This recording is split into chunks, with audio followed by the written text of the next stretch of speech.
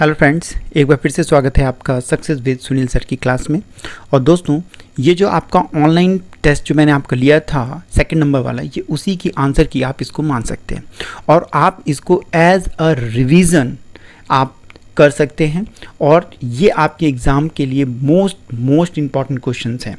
और दोस्तों, क्योंकि इसमें मैं 50 क्वेश्चंस आपको बताने जा रहा हूँ, इसलिए थोड़ा समय भी लग सकता है। साथ में थोड़ा डिस्क्राइब करूँगा, ठीक है, ताकि आप प्रॉपर वे में अच्छी तरीके से इन क्वेश्चंस को समझ सके। और यदि आप नोट्स बना रहे हों तो आप इन क्वेश्चंस के नोट्स जरूर बनाएं और जो मैं बोल रहा हूँ ना, आप उसको ज़रूर से ज़रूर लिख लें ताकि वे आपके बहुत ज़्यादा काम आ सके। तो चलिए दोस्तों, स्टार्ट करते हैं अपने पहले नंबर क्वेश्चन से। आपका पहला नंबर क्वेश्चन है, प्रोग्रेसिव पेंटर्स एसोसिएशन की स्थापना किसने की थी? ठीक है दोस्तों, तो इसका आंसर है आपका केसीएस पन्नीकर। ठीक, केसीएस पन्नीकर जी ने 1944 में इसकी स्थापना की थी। ठीक है, और दोस्तों मैं आपको बता दूं कि इन्होंने ही 1966 में चोल मंडल की स्थापना की थी। ठीक है, तो अब आप समझिए प्रोग्रेसिव पेंटर्स एसोसिएशन की स्थापना कब की? 1944 में। और जबकि अगर चोल मंडल की बात करें, ठीक है, तो उसकी स्थापना कब की? 1906 और 6 में। देखिए कितना बढ़िया अंतर है, इसमें 66, इसमें 44। ठीक है, तो बिल्कुल भी मत भूलिएगा कि जब आपसे बात किया जाए कि प्रोग्रेसिव पेंटर्स एसोसिएशन, तब क्या? 1944। ठीक है, नेक्स्ट क्वेश्चन देखते हैं। झूकर सभ्यता के अवशेष कहाँ से प्राप्त हुए हैं? ठीक है दोस्तों, तो इसका आंसर है आपका चन्हूदड़ो, यानी कि आपका डी नंबर। ठीक है, और देखिए मोहनजोदड़ो से 80 मील दक्षिण में यह स्थान पड़ता है। ठीक है, झूकर सभ्यता। नेक्स्ट देखते हैं क्वेश्चन नंबर आपका 3।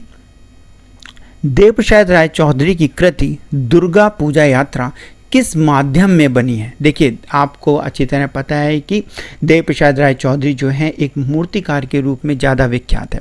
ठीक है, लेकिन इन्होंने जो दुर्गा पूजा यात्रा जो बनाई है, पेंटिंग बनाई है, वो है आपकी तैल माध्यम से। ठीक है, यानी कि ये रहा तैल रंग तैल हो गया है, लेकिन तैल रंग। ठीक है, अब इन्होंने, अब थोड़ा सा मैं आपको बता दूं तो इन्होंने किससे शिक्षा प्राप्त की। देखिए Indian society of oriental art में जब ये शिक्षक थे तब इनकी वहाँ पे मुलाकात हुई इटालियन शिल्पी बायस से। ठीक है, और यहीं पर इन्होंने बायस से चित्रकारी सीखी थी पाश्चात्य पद्धति में, यानी कि ऑयल पेंटिंग में। ठीक है, तो इसलिए आपका ये मोस्ट इम्पॉर्टेंट क्वेश्चन बनता है कि इन्होंने इटालियन शिल्पी बायस से भी चित्रकारी सीखी थी। ठीक है, यानी कि पाश्चात्य पद्धति जो थी वो इन्होंने इससे सीखी थी। ठीक, नेक्स्ट क्वेश्चन देखते हैं, क्वेश्चन नंबर 4। बादामी चित्रों की खोज का श्रेय किसे जाता है? बिल्कुल सही, बहुत कॉमन क्वेश्चन है, ये कई बार पूछा जा चुका है, स्टेला क्रैमरिश। नेक्स्ट क्वेश्चन देखते हैं, क्वेश्चन नंबर 5। चौर पंचाशिका कब लिखी गई है? तो दोस्तों चौर पंचाशिका मोस्ट इंपॉर्टेंट क्वेश्चन है आपका, 1540 में विल्हड़ द्वारा लिखित है। ठीक है, जो कि मेवाड़ शैली में चित्रित हुई थी, याद आ गया आपको? ठीक है, 1540 वाली। ठीक, नेक्स्ट क्वेश्चन देखते हैं। हुसैन द्वारा बनाई गई फिल्म का नाम बताइए। ठीक, तो हुसैन ने जो फिल्म बनाई थी वो थी आपकी गजगामनी। ठीक, अब देखिए जो कुदाल है ना, कुदाल, ये आपकी बनाई थी तैयब मेहता ने। ठीक, और रंगरसिया तो आपको मालूम ही होगी, मोस्ट इंपॉर्टेंट, इस पे क्वेश्चन पिछले साल पूछा जा चुका है कि रंगरसिया किसके जीवन पर आधारित फिल्म है? तो रंगरसिया जो है वो आपके राजा रवि वर्मा के जीवन पर आधारित फिल्म है। ठीक, नेक्स्ट क्वेश्चन देखते हैं। हाथी दांत की पट्टियों पर चित्रण किस शैली में किया जाता था? ठीक, तो आप इसका आंसर है अलवर शैली, यानी कि आपका डी नंबर। देखिए मूलचंद और उदयराम, ये दो वो आर्टिस्ट हैं जिन्होंने हाथी दांत पर सूक्ष्म चित्रकारी की है। ठीक है, नेक्स्ट क्वेश्चन देखते हैं, क्वेश्चन नंबर 8। किशनगढ़ शैली को प्रकाश में लाने का श्रेय किस विद्वान को है? ठीक है दोस्तों, तो इसका आंसर है आपका एरिक डिक्सन। ठीक, और एक मज़ेदार आपको बात बताता हूँ कि जो एरिक डिक्सन थे ना, ये अंग्रेजी यानी कि इंग्लिश के प्रोफेसर थे। ठीक, पहले ये अलीगढ़ विश्वविद्यालय में रहे और बाद में ये राजकीय कॉलेज आपके लाहौर में इन्होंने वहाँ पर भी इन्होंने शिक्षण कार्य किया है। ठीक है, नेक्स्ट क्वेश्चन का आंसर देखते हैं आपका। अच्छा, यहाँ पे एक चीज़ और बताऊँ मैं कि किशनगढ़ शैली को प्रकाश में लाने का श्रेय एरिक डिक्सन और फैयज अली को है। ठीक है, तो एरिक डिक्सन मैक्सिमम पूछा जाता है। ठीक, और ये मैंने आपको बता ही दिया कि अलीगढ़ विश्वविद्यालय में पढ़ा इन्होंने, इसके बाद फिर उन्होंने रांची कॉलेज आपके लाहौर में इन्होंने पढ़ाया। ठीक, क्या पढ़ाया? इंग्लिश पढ़ाई इन्होंने। नेक्स्ट क्वेश्चन देखते हैं। कोलकाता कला विद्यालय की स्थापना कब हुई? देखिए दोस्तों, ये 5-6 कॉलेजेस हैं, इनको आप 100% याद कर लीजिए। जब कोलकाता की बारी आएगी तो कोलकाता का आपका है 1854। ठीक है, अब हम बात करते हैं कि सबसे पहले आर्ट्स कॉलेज जो बना था वो आपका था मद्रास आर्ट कॉलेज। उसकी स्थापना कब हुई थी? 1850 में। ठीक है, और आपको कोलकाता बता ही दिया 1854। इसके बाद आपका आता है Mumbai arts college. Mumbai arts college की स्थापना हुई थी 1857 में। और फिर इसके बाद आता है लाहौर आर्ट्स कॉलेज, और लाहौर आर्ट कॉलेज की स्थापना हुई थी 1875 में। ठीक दोस्तों, चलिए नेक्स्ट क्वेश्चन देखते हैं। बहुत इंपॉर्टेंट हैं, आप इनको जरूर याद करें। देखिए कॉमन क्वेश्चंस हैं, आएंगे जरूर, आप समझ लीजिए। मैंने आपको पहले बता दिया कि 80% तक क्वेश्चंस जो होंगे बहुत ही नॉर्मल क्वेश्चंस होंगे, जो आपको आते होंगे 70 to 80% क्वेश्चंस। ठीक है, नेक्स्ट क्वेश्चन देखते हैं। 10वां नंबर है आपका, राजा रवि वर्मा की मृत्यु कब हुई? ये क्वेश्चन पूछा जा चुका है आपका। ठीक, तो है 1906 में उनकी मृत्यु हुई थी। कहाँ हुई थी? त्रावणकोर के निकट आरटी ट्रिंगल में इनकी मृत्यु हुई थी 1906 में। ठीक, नेक्स्ट क्वेश्चन देखते हैं। क्वेश्चन नंबर 11 में, नागार्जुन गोंड स्तूप कहाँ स्थित है? तो इसका आंसर है आपका बी नंबर, यानी कि कर्नाटक में। ये जो स्तूप है ना, ये अमरावती से 95 किलोमीटर की दूरी पर है। कहाँ? गुंटूर में। और गुंटूर कहाँ आता है आपका? कृष्णा नदी के बाएं तट पर स्थित है। तो ध्यान रखिएगा, तो बाएं आए तो नहीं पूछा जाएगा, लेकिन ये जरूर पूछा जाएगा, हो सकता है पूछ लिया जाए कि किस नदी के किनारे है ये। तो ठीक है, कृष्णा नदी के किनारे है और ये 3वीं शताब्दी में बनाया गया था और नागार्जुन पहाड़ियों पर बनने के कारण इसका नाम नागार्जुन कोंड पड़ा। ठीक, नेक्स्ट क्वेश्चन देखते हैं। क्वेश्चन नंबर है आपका 12 नंबर, चित्रकार के हैबर को पद्म भूषण कब मिला? ध्यान रखिएगा, पद्म भूषण की बात हो रही है, पद्म श्री की नहीं। तो पद्म भूषण जो है इनको वो मिला था 1989 में। ठीक, 1989। ठीक है दोस्तों, अब इसके अलावा इनको पद्मश्री भी मिला है। पद्मश्री कब मिला था? 1961 में इनको पद्मश्री मिला। ठीक है, और पद्म भूषण कब मिला आपको? पद्म भूषण मिला 1989 में। नेक्स्ट क्वेश्चन देखते हैं। अबुल हसन के पिता का नाम क्या था? ठीक, एकदम सही आंसर है अकारिजा। नेक्स्ट क्वेश्चन देखते हैं। क्वेश्चन नंबर 14, जहांगीर द्वारा अपने चित्रकारों को दी जाने वाली उपाधि युग श्रोमणी किस नाम से जानी जाती थी? ठीक, युग श्रोमणी की बात हो रही है। युग श्रोमणी जो थी वो नादिर अल असर के नाम से जाना जाता था, यानी कि ये इस उपाधि को बोलते थे नादिर अल असर। और जबकि एक दूसरी उपाधि थी, क्या? चित्रकार शिरोमणि। और चित्रकार शिरोमणि क्या उसको नाम बोला जाता था? उस्ताद अल मुसब्बरीन। ठीक है, उस्ताद अल मुसब्बरीन, ये जो नाम है ना, ये था चित्रकार शिरोमणि। ठीक, इस नाम से जाना जाता था। नेक्स्ट क्वेश्चन देखते हैं। क्वेश्चन नंबर 15, इसमें से कौन पहाड़ी शैली का केंद्र नहीं है? जाहिर सी बात है, आपको दिखाई देगा कि मारवाड़ी जो है वो नहीं है पहाड़ी शैली का। बाकी मैंने आपको बता ही दिया था, गुलेर, कांगड़ा, नूरपुर, बसौली, चंबा, कुल्लू, गढ़वाल, मांडी, सिख, बिलासपुर, कश्मीर, ये सब आप याद कर लीजिए कि पहाड़ी शैली का है, इसके अलावा कुछ है ही नहीं। ठीक है, नेक्स्ट क्वेश्चन देखते हैं। अवनींद्रनाथ टैगोर, इनको ठाकुर बोलते हैं, अवनींद्रनाथ ठाकुर जी का जन्म कब हुआ था?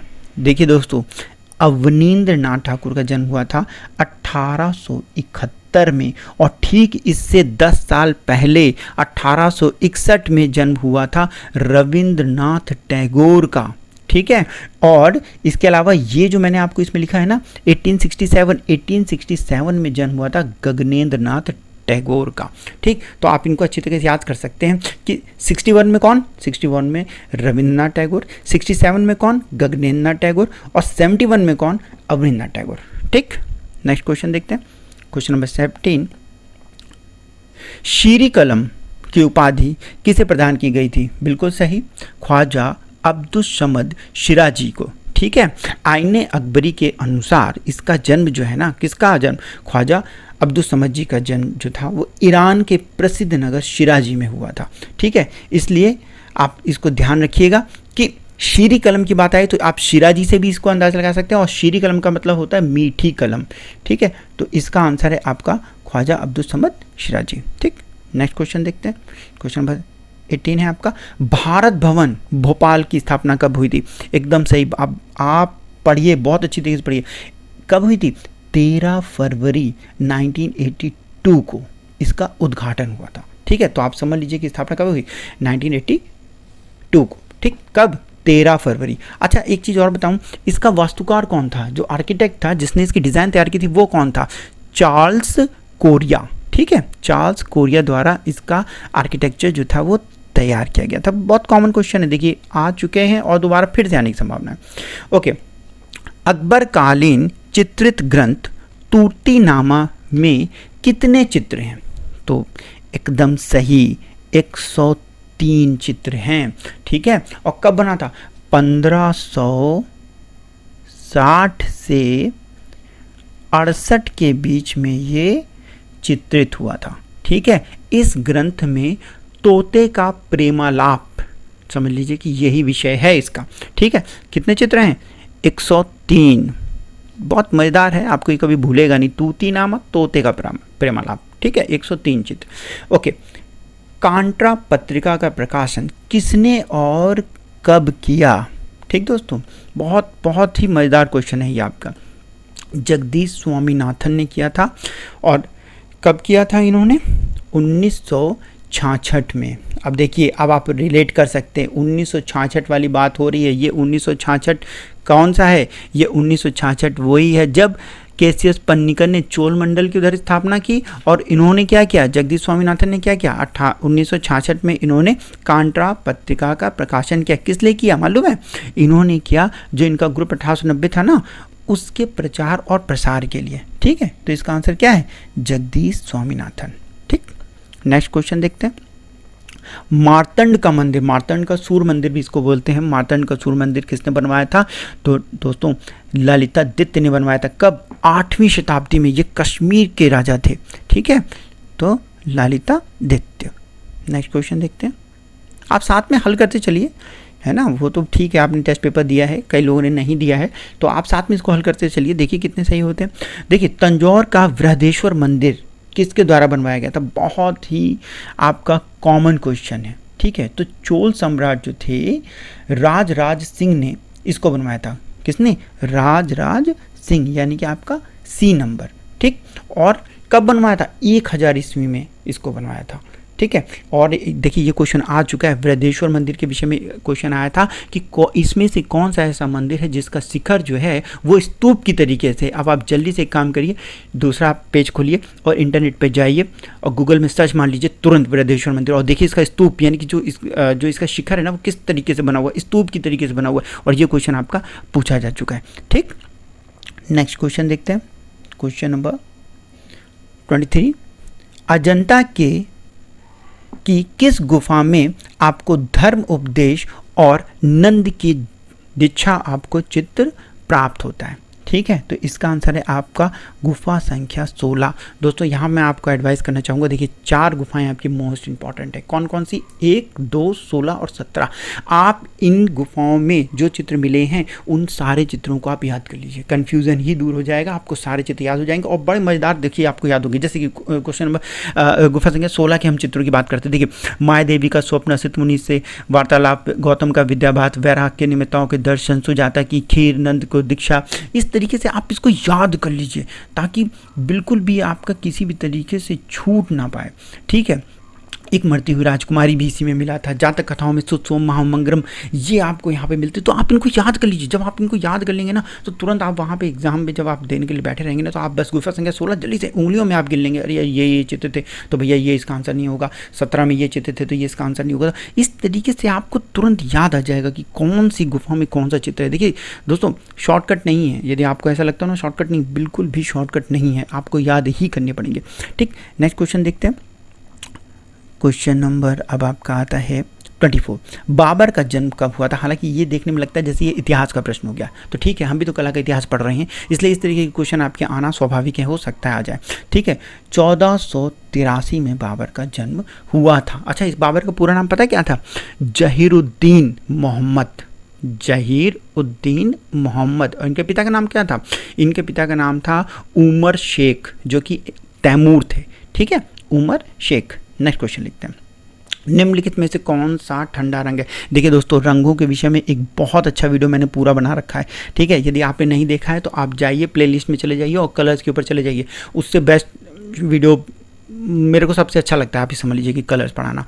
ठीक है, तो आप उसको जरूर देख लीजिएगा, वहाँ पे पूरे डिटेल के साथ है। तो आप देखिए यहाँ पे हम बात कर रहे हैं कि ठंडा रंग इसमें से कौन सा है, तो जाहिर सी बात है कि नीला रंग, जिसको देखने से बहुत ज़्यादा आपको एकदम मतलब शांति प्राप्त हो।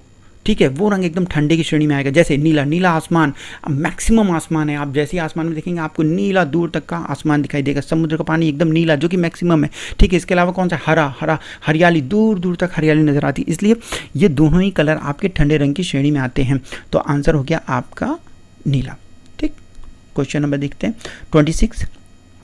ईसर लाट और सिटी पैलेस का निर्माण इसमें से किसने करवाया था? तो दोस्तों इसका आंसर है आपका सवाई ईश्वरी सिंह ने। ठीक है, ये रहा आपका सवाई ईश्वरी सिंह। और ये इससे पहले राजा कौन था? इससे पहले राजा था जय सिंह। ठीक है, सवाई जय सिंह के बाद ये गद्दी पर बैठे थे। नेक्स्ट क्वेश्चन देखते हैं। Question number 27। हुलास लाल और जयराम दास किस शैली के चित्रकार है? दोस्तों मैं यहाँ पे फिर से आपसे कहूँगा कि आप सारे जो शैलियाँ हैं ना उनके सारे आर्टिस्ट याद कर लीजिए। टफ है, मानता हूँ टफ है, लेकिन मैंने भी एक टाइम कभी किया था, इसलिए आप भी करिए। एक एक आर्टिस्ट आप याद कर लीजिए कौन सी किस शैली का है। जब आप उस शैली के सारे आर्टिस्ट याद कर लेंगे ना तो कन्फ्यूज़न ही दूर चला जाएगा। और देखिए आप कंफ्यूज ना हो इसीलिए मैंने एक नहीं दो आर्टिस्ट पूछे हैं, इसीलिए मैंने एक पेंटिंग नहीं दो पेंटिंग्स पूछी हैं गुफाओं में भी, ताकि आप कंफ्यूज ना हो। ठीक, हो सकता है कि आप कंफ्यूज हैं कि यार ये चित्र तो उस गुफा में भी था इसलिए मैंने 2 पूछ लिए। ठीक है, यहाँ पे भी यदि आपको लगता है कि एक आर्टिस्ट कहीं दूसरे उसमें चला गया, राज्य में चला गया हो तो कन्फ्यूज़न हो जाए, इसलिए मैंने 2 आपसे आर्टिस्ट पूछे हुए ताकि आपका कन्फ्यूज़न बिल्कुल भी ना रहे। ठीक है, तो हुलास लाल और जयराम दास जो थे ये आपके कंपनी शैली के चित्रकार थे। देखिए कंपनी शैली के और कौन कौन से चित्रकार थे? सेवक राम था, ईश्वरी दास था, शिवलाल था, हुलास लाल तो आपने देख ही लिया, जयराम दास भी आपका इसमें मैंने लिखवा ही दिया है, झूमक लाल था, फ़कीर चंद था। तो ये सारे आप इनको कहीं लिख लीजिए और इनको याद कर लीजिए। ठीक है, तभी काम चलेगा। देखिए शॉर्टकट नहीं है, मैं आपको बार बार बता रहा हूँ। क्वेश्चन टफ तभी होते हैं जब आपको आते नहीं है। आपको आता होगा तो आप एकदम से, देखिए मैं आपको साफ बता दूं 125 क्वेश्चन होंगे और आपको 1 से सवा घंटा तब लगेगा जब आप 125 क्वेश्चन हल कर लेंगे, पूरे हल कर लेंगे। यदि आपको आते होंगे ना आप हाथ रखते चले जाइएगा, ऑप्शंस देखना ही नहीं, आपको सीधे हाथ रखिए और देखिए आपको एकदम 1.25 घंटे में आप सारा हल कर लेंगे। और जितने नहीं आते होंगे फिर उसके बाद अपनी माथा पच्ची स्टार्ट करना कि यार ये क्वेश्चन क्यों नहीं आ रहा है और क्या उसका अंधी चुकी मारनी है, तुक्का लगाना है या आपको उसका थोड़ा लॉजिक लगाना है। ठीक है, तो इसलिए बहुत अच्छी तरीके से पढ़ाई करिए। देखिए ये क्वेश्चन कितना अच्छा है, ये क्वेश्चन कई बार पूछा जा चुका है कि चामर धारणी यक्षी प्रतिमा कहाँ पर संग्रहित है। ठीक है, बहुत कॉमन क्वेश्चन है, कई बार पूछा जा चुका है। तो दोस्तों इसका आंसर है आपका दीदारगंज। दोस्तों ये मौर्यकालीन आपका स्कल्पचर है। ठीक है, यक्षी का चित्र है जो कि चामर धारणी, आपने देखा होगा कि एक हाथ में पकड़े रहते हैं जिसमें थोड़े रेशे से निकले रहते हैं और उसको हिलाते रहते हैं मक्खी वगैरह उड़ाने के लिए। आप समझ लीजिए कि बस वैसे ही ये मूर्ति है। आप इसको इंटरनेट पे तुरंत सर्च मार लीजिए, आपको दिख जाएगी। ठीक है, बलुआ पत्थर की बनी हुई है और इसके ऊपर एक चमकदार पॉलिश है, इतनी अच्छी पॉलिश है जो आज भी आप समझ लीजिए कि दिखाई देती है कि कितनी बढ़िया है। ठीक है, दीदारगंज पटना शहर। ठीक, नेक्स्ट क्वेश्चन है विष्णु धनोत्तर पुराण कब लिखा गया? दोस्तों 6ठी शताब्दी में लिखा गया है। ठीक है, तो इसका आंसर है आपका 6ठी शताब्दी। ठीक, और किसने लिखा था? मार्कंडेय मुनि ने लिखा था। ठीक, याद कर लीजिए अच्छी तरीके से भाई। ठीक, क्वेश्चन नंबर 30 देखते हैं। भारत सरकार के पुरातत्व विभाग ने अजंता गुफाओं के चित्रों का संरक्षण कार्य कब अपने हाथों में लिया था? ठीक, तो बहुत ही आसान और कॉमन क्वेश्चन है, पूछा जा चुका है 1956 में। ठीक है, और क्यूरेटर की नियुक्ति कब हुई थी बेटा? क्यूरेटर की नियुक्ति कब हुई थी? 1908 में अजंता में क्यूरेटर की नियुक्ति हुई थी 1908 में। ठीक, और उसके कई सालों बाद इसका संरक्षण का कार्य पुरातत्व विभाग ने लिया। कब लिया? 1956 में। नेक्स्ट क्वेश्चन देखते हैं। मौर्यकालीन मूर्तिकला का उत्तम उदाहरण धौली चट्टान का हाथी कहाँ उत्कीर्ण है? तो दोस्तों इसका आंसर है आपका उड़ीसा। ठीक, यानी कि सी नंबर। मैं आपको बता दूं कि उड़ीसा के पुरी जिले के अंतर्गत धौली नामक स्थान आता है। वहाँ पे एक चट्टान है जहाँ पर अशोककालीन शिलालेख उत्कीर्ण है। ठीक है, देखिए उत्कीर्ण बड़ा गया है, उत्कीर्ण यानी कि जब हम किसी चीज़ को लिखते हैं कहीं पर, ठीक है, उसको उत्कीर्ण बोलते हैं। ठीक, यानी कि चट्टान वगैरह पे जब भी नक्काशी वगैरह खुदाई वगैरह कार्य करते हैं तो उत्कीर्ण की श्रेणी में आता है। ठीक है, तो यहीं पर एक हाथी भी आपका उत्कीर्ण है, इसीलिए बोला जाता है कि धौली चट्टान का हाथी। ठीक, नेक्स्ट क्वेश्चन देखते हैं। बीकानेर के प्रमुख चित्रकार शाह मोहम्मद किसके दरबार में थे? ठीक, तो इसका आंसर है आपका गज सिंह। ये रहा ए नंबर। ठीक, गज सिंह। ठीक है, और देखिए महाराजा अनूप सिंह के बाद ये आपके राजा बने थे। ये गजे सिंह हो गया लेकिन गज सिंह है। ठीक, नेक्स्ट क्वेश्चन देखते हैं। Question number 33। चित्रकार सजनू ने हमीर मठ पर आधारित चित्र किस महाराजा को भेंट किए थे? ठीक है, तो देखिए दोस्तों ईश्वरी सेन को इन्होंने भेंट किए थे। ये आपका सी नंबर है, ईश्वरी सेन को। ठीक है, कब? 1810 ईस्वी में जब ये चित्रकार जो सजनू है ये ईश्वरी सेन से मिला था ना, तब इसने इनको ये भेंट किया था। Next question, the tree lover, बहुत बढ़िया क्वेश्चन है। किसने इसको चित्रित किया है? बिल्कुल सही बेटा, विनोद बिहारी मुखर्जी। ठीक है, शांति निकेतन के ये कलाकार हैं, यानी कि वहाँ पे इन्होंने शिक्षा प्राप्त की। किससे शिक्षा प्राप्त की? नंदलाल बोस से इन्होंने शिक्षा प्राप्त की थी। ठीक, और ये एक भित्ति चित्रकार हैं और थे मतलब, और इन्होंने बहुत अच्छे अच्छे चित्र बनाए हैं। Next question. आहा वाह, क्या क्वेश्चन आया है। इसमें से कौन सा ऑर्गेनिक वनस्पतिक रंग है? ठीक है, तो दोस्तों वनस्पतिक रंग का समझ गए ना आपका, जो कि पेड़ पौधों से आपके जो रंग प्राप्त होते हैं उनकी बात कर रहा हूँ। तो दोस्तों ये क्वेश्चन मैं ज़िंदगी भर कभी नहीं भूलता, बहुत प्यारा क्वेश्चन है ये आपका, आप इसको रट लीजिए। ठीक है, तो इसका आंसर है आपका गैम्बोज, आपका सी नंबर। ठीक है, अब देखिए ये जो कलर है ना, ये आपका पेड़ पौधों से यानी कि वनस्पति से प्राप्त होता है। इसके अलावा कौन सा? इंडिगो भी है, मैडर भी है, MADDR मैडर, और इंडिगो INDIGO। ये तीन कलर जो हैं आपके ये वनस्पति रंग है। ठीक है, इसके अलावा समझ लीजिए आपका जो ये रॉ अंबर है, ये रॉ अंबर और ये कैडमियम येलो, ये आपका खनिज रंग है जिसको बोलते हैं कि भू रंग। ठीक, तो ये आपका खनिज रंग है। और जो इंडियन येलो है ना, ये आपका जानवरों से प्राप्त होता है, इसलिए इंडियन येलो। ये क्वेश्चन दोस्तों पूछा जा चुका है। अभी जो आपका हायर एजुकेशन का जो एग्ज़ाम हुआ था 2014 वाला, उसमें इस क्वेश्चन को पूछा गया था कि इसमें से कौन सा रंग है जो जानवरों से प्राप्त होता है, तो वो आंसर था आपका इंडियन येलो। ठीक है, तो मैं आपको यहाँ पे आपको बता रहा हूँ कि वनस्पतिक रंग पूछा जा रहा है, वो है आपका ये गैम्बोज। ठीक है, गैम्बोगे लिखा है जिसको। ठीक है, ये है। नेक्स्ट क्वेश्चन देखते हैं, क्वेश्चन नंबर 36। देवी देवताओं की मूर्ति के पीछे लटकाने के लिए बनाया गया पर्दा चित्र कहलाता है? तो हाँ दोस्तों एकदम सही, ये पिछुआई कहलाता है। ठीक है, देखिए वसली क्या होता था, वसली को भी समझ लीजिए। वसली होता था कई सारे छोटे छोटे पतले पतले कागज़ों को मिलाकर एक मोटा कागज़ जब तैयार करते थे, फिर उसकी घुटाई करते थे। घुटाई का मतलब समझना होता है किसी चीज़ से उसको रगड़ देना, चिकना कर देना, तो उसको बोलते थे वसली। सभी चित्र आपको पता ही है पोर्ट्रेट के लिए। ठीक है, मुगल काल में इस तरीके के बहुत सारे चित्र बने हैं जिनको सभी चित्र बोलते थे। पर्दाज एक छाया लगाने की एक तकनीक थी, मुगलिया तकनीक। ठीक है, तो ये इन सारे वर्ड्स को याद कर लीजिए क्योंकि इन कहीं से भी ये क्वेश्चन आपके लिए पूछा जा सकता है। ठीक है, एक बार फिर से बता दूं, वसली होता था 3-4 पतले कागज़ों को मिलाकर एक मोटा कागज़ बनाना, यानी चिपका कर मोटा कागज़ बनाना, फिर उसकी घुटाई कर देना, यानी कि ऊपर से उसको घिस देना ताकि वो चिकना हो जाए किसी भी चीज़ से, यानी कि लकड़ी से, पत्थर से जो गोल हों। ठीक है, उससे घिस देते तो उसमें चिकनाई आ जाती है। ठीक है, सभी यानी कि पोर्ट्रेट, पर्दाज, पर्दाज यानी कि आपके छाया लगाने की एक मुगलिया तकनीक, ठीक है, छाया मतलब शेडो, ठीक। नेक्स्ट क्वेश्चन, क्वेश्चन नंबर 37, गोल मार्केट के भिखारी नामक चित्र किस चित्रकार का है? तो दोस्तों इसका आंसर है आपका बीसी सान्याल। कहाँ गया? बीसी सान्याल, ठीक है, ये है इसका आंसर। नेक्स्ट क्वेश्चन देखते हैं, क्वेश्चन नंबर है आपका 38, कहाँ पर मौर्यकालीन गज शीर्षक युक्त स्तंभ प्राप्त हुआ है? यह है आपका संकिस्ता, ठीक है। देखिए लेख रहित स्तंभ है ये, ठीक है, यहाँ पे लेख प्राप्त नहीं होता है। शेखावटी उपशैली किस शैली के अंतर्गत आती है? तो दोस्तों ढूंढार शैली के अंतर्गत आती है, ठीक है।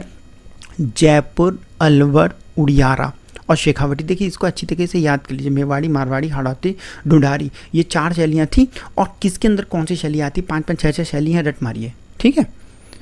Next question, question number 40, Harappa सभ्यता से प्राप्त लाल पत्थर का पुरुष धड़ कहाँ संग्रहित है? दोस्तों राष्ट्रीय संग्रहालय नई दिल्ली इसका आंसर है, यानी कि सी नंबर है इसका आंसर। नेक्स्ट क्वेश्चन देखते हैं, क्वेश्चन नंबर 41, गंगराज प्रथम नरसिंह देव ने इसमें से कौन सा मंदिर जो था वो बनवाया था? तो दोस्तों कोणार्क का सूर्य मंदिर जो था इन्होंने बनवाया था। कब बनवाया था? 11वीं शताब्दी में और 1200 कारीगरों के साथ, ठीक। कब? 11वीं शताब्दी में। नेक्स्ट क्वेश्चन देखते हैं, कौन सा मुगल कालीन चित्रकार पुष्प चित्रण के लिए प्रसिद्ध था? देखिए वही ये चित्रकार है जो कि पशु पक्षियों के चित्रण के लिए प्रसिद्ध था। इसका मतलब हो गया आपका मंसूर, यानी कि सी नंबर, ठीक है। कहा जाता है इसने 600 से अधिक कश्मीर घाटी के जो पुष्प थे ना उनको बनाया था, ठीक है दोस्तों। नेक्स्ट क्वेश्चन देखते हैं 43 नंबर, अहमदनगर के किस शासक ने अपने पिता की प्रशंसा में तारीफ ए हुसैन शाही, देखिए इसको मैं छोटा सा कर देता हूँ, तारीफ ए हुसैन शाही काव्य ग्रंथ को चित्रित करवाया था? बहुत सारे लोगों ने निजाम शाह लिख दिया, अरे बेटा हुसैन निजाम शाही, ठीक है। तारीफ ए हुसैन निजाम शाही किसने चित्रित करवाया था? तो उसका आंसर था मुर्तजा, ये है उसका बेटा, ठीक है, तो इसने चित्रित करवाया था। नेक्स्ट क्वेश्चन देखते हैं, कांगड़ा वैली पेंटिंग किसने लिखी है? ठीक है, कांगड़ा वैली पेंटिंग जो है आपकी है MS रंघावा, ये रहा। इसके अलावा इसने कौन कौन सी पेंटिंग देखी? दोस्तों किताबों के ऊपर भी मैंने एक अच्छी से आपके लिए वीडियो बनाया, आप उसको जरूर देख लीजिएगा, जिसमें मैंने कम से कम 100 बुक्स के राइटर्स के बारे में आपको बताया है कि कौन सी बुक का कौन सा राइटर है। जाके डिस्क्रिप्शन में देख लीजिएगा, प्ले लिस्ट में देख लीजिएगा, वहाँ आपको मिल जाएगा, ठीक है। तो MS रंघावा ने 3 पुस्तकें लिखी थी, कौन सी? Kangra valley painting, Krishna legend in Pahari painting और बसौली पेंटिंग, ठीक दोस्तों। नेक्स्ट क्वेश्चन देखते हैं, Maharaja school of art and craft जो कि राजस्थान स्कूल ऑफ आर्ट्स के नाम से जाना जाता है, इसकी स्थापना कब हुई थी? तो इसकी स्थापना हुई थी 1857 में। और किसने बनवाया था? सवाई राम सिंह ने। पूछा जा चुका है किसने बनवाया था, पूछा जा चुका है। अब कब बनवाया था ये मैंने आपको बता दिया, ठीक है। चित्रकार सतीश गुजराल का जन्म कब हुआ था? देखिए दोस्तों, आर्टिस्टों के बारे में रोज़ पढ़ा कीजिए आप, रोज़। कौन सा आर्टिस्ट कहाँ पैदा हुआ, कहाँ उसकी मृत्यु हुई, कहाँ उसने शिक्षा प्राप्त की, कहाँ उसने शिक्षण कार्य किया, और उसकी कम से कम 6-7 पेंटिंग जो कि फेमस है, ठीक है। और कौन कौन से उसको पुरस्कार प्राप्त हुए, ये बहुत कॉमन है। इस तरीके के क्वेश्चन आप जरूर याद कर लीजिए, ठीक है। तो सतीश गुजराल की बात हो रही है कि इनकी मृत्यु कहाँ पे हुई है, इनका जन्म कहाँ पे हुआ है? तो 1925 में इनका जन्म हुआ था। कब? 25 दिसंबर को, एकदम जब साल का अंत हो रहा था तब 25 दिसंबर 1925, ठीक। नेक्स्ट क्वेश्चन देख लेते हैं। देखिए कई सारी बुक्स में कभी कभी जन्म के विषय में भी कंफ्यूज कर देते हैं, कहीं 1 साल बढ़ा देंगे तो कहीं दिन चेंज कर देंगे, लेकिन उसमें आपको कंफ्यूज होने की ज़रूरत नहीं है, ठीक है। आप जिस भी बुक से पढ़ रहे हो आप उसको याद करें और कॉन्फिडेंस के साथ पढ़ें, बस बात खत्म। जब आएगा आंसर वहाँ पे तो देखा जाएगा। नेक्स्ट क्वेश्चन देखिए, एक यात्रा के दौरान मेजर फॉर्म्स ने सिगिरिया गुफा को कब खोजा था? ठीक, तो क्या है इसका आंसर?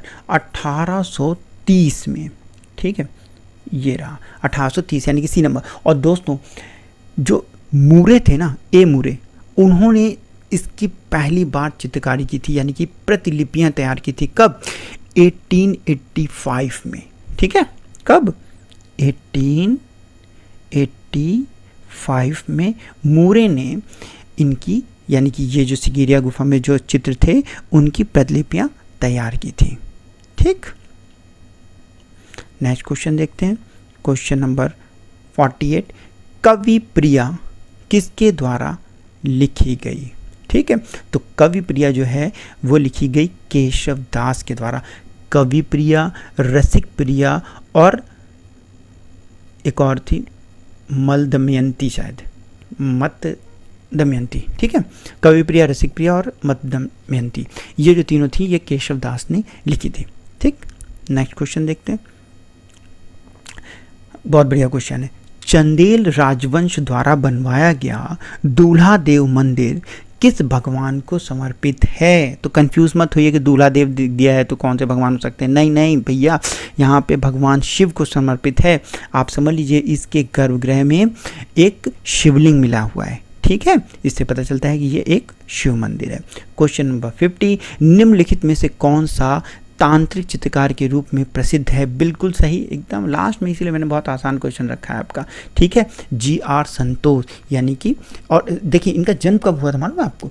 इनका जन्म हुआ था 1929 में। कहाँ पे? श्रीनगर में हुआ था। और देखिए अभी हमने आपको बताया था इससे पहले कि सतीश गुजराल का जन्म कब हुआ था? 1925 में। तो 25 में जब उनका जन्म हुआ तो उनके 4 साल बाद 1929 में श्रीनगर कश्मीर में, यानी कि ये GR संतोष जी का जन्म हुआ। ठीक है दोस्तों, अब उम्मीद मैं यही करता हूँ कि आपको ये वीडियो बहुत पसंद आया होगा। यदि पसंद आया हो तो आप बिल्कुल कमेंट करिए, लिखिए, बताइए मुझे कि हाँ सर बहुत अच्छा लगा। मैं फिर से और दूसरे क्वेश्चन आपके लिए लेके आता हूँ। और दोस्तों अपने नोट्स जरूर बनाएं और नहीं बनाने तो कान में लगाए रहिए और बार बार सुनते रहिए इस चीज़ को। ठीक है, और याद कर लीजिए। देखिए क्वेश्चंस मोस्ट इंपॉर्टेंट हैं, आपकी क्वेश्चंस आने की संभावनाएं हैं। कॉमन क्वेश्चंस मैंने कम रखे हैं। ठीक है दोस्तों, तो बेस्ट ऑफ लक। अब बस आप अपनी पढ़ाई करिए, कहीं कोई समस्या आ रही है तो उसको डिस्कशन जरूर करिए और फिर मिलते हैं अपनी दूसरी वीडियो में।